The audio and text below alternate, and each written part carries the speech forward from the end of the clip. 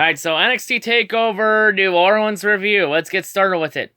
So the first matchup of the night was the six-man ladder match for the NXT North American Championship. Adam Cole versus Velveteen Dream versus Ricochet versus EC3 versus Lars Sullivan versus Killian Day. It was a really good match, a lot of great moments.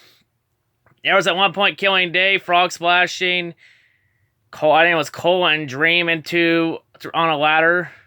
There was also Lars Sullivan body slamming people through a ladder. We also had Velveteen Dream do, I believe, we had him do an avalanche elbow drop from the top of a ladder.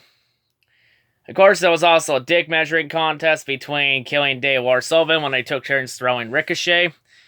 Match ending, though.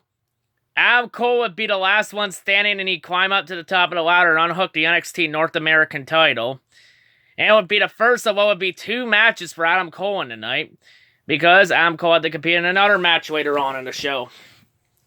But yeah, it was a really good match to start off. It was great. I think it has the potential to be a 5-star match. It's a great way to start the show. Next up was the NXT Women's Championship match. Ember Moon defense against Shayna Baszler. Really good match, back and forth. Now, it was a good match.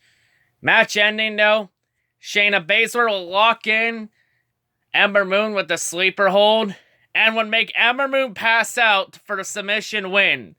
So Ember Moon technically doesn't tap out, but she passes out, which counts as submission win. So Shayna Baszler is your new NXT Women's Champion. I think that just signals that Ember Moon is coming up to the main roster after Mania, if not soon. So yeah, that's where we are there. Next up, the NXT Tag Team title match. Adam Cole and Kyle O'Reilly, as Adam Cole is stepping in to fill in for the injured Bobby Fish. So the Undisputed Era is defending under the Freebird rule. The Freebird rule, which states that any tag team with 3 or more members can title the tag team champions if they have 3 or more members. Any 2 of those 3 members can defend the tag championship. Excuse me. Of course, they defend against Pete Dunne and Roderick Strong and the Authors of Pain. And this would also serve as the Dusty Rhodes Tag Team Classic Finals, as the winner would also get the Dusty Rhodes Tag Team Classic Cup.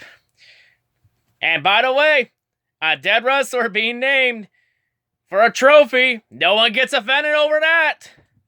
But when it's Fabulous Moolah, people lose their fucking minds. Just thought I'd point that out real quick.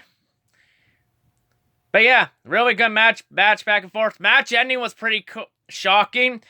So Pete Dunne was about to have the 3 count on Kyle O'Reilly.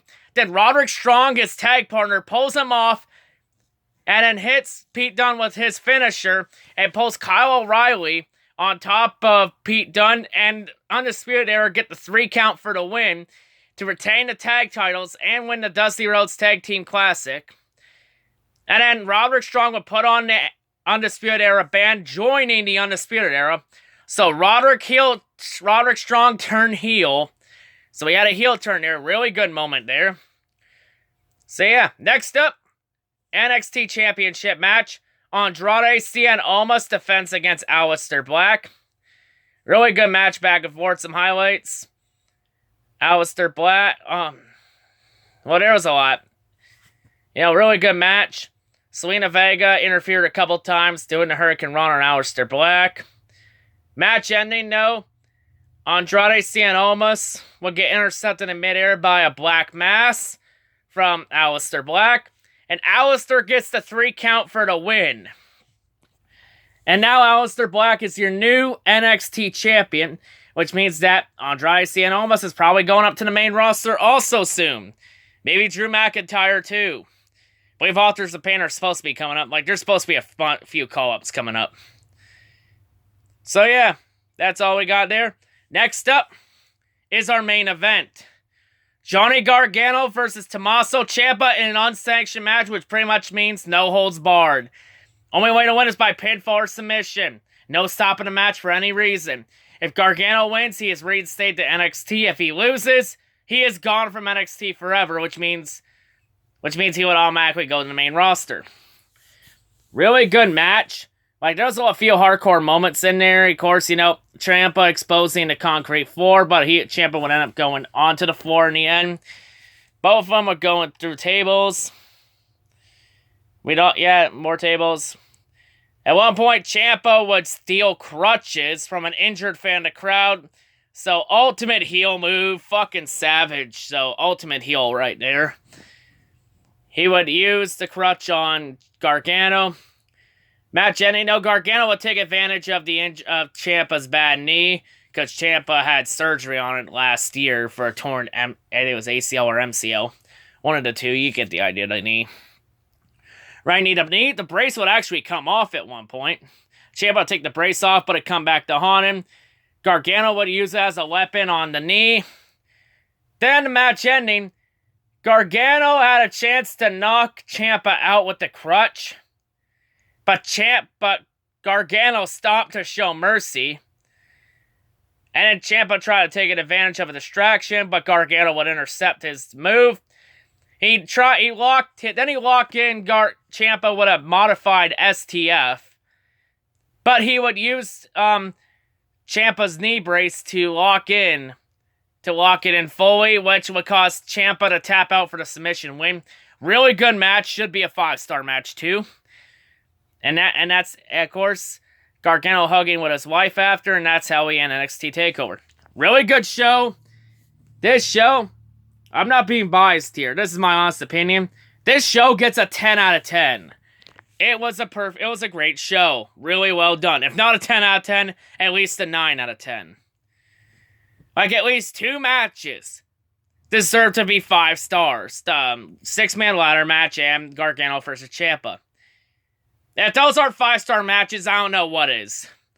You know, come to think of it, this could have been you, Vince, if you weren't such an ignorant asshole and actually let your wrestlers wrestle to their max potential.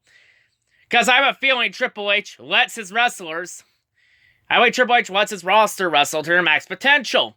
And look what happened. NXT Takeover Philly. Ciampa versus Gargano. Not Ciampa. Almas versus Gargano, the NXT title match. That was a 5-star match.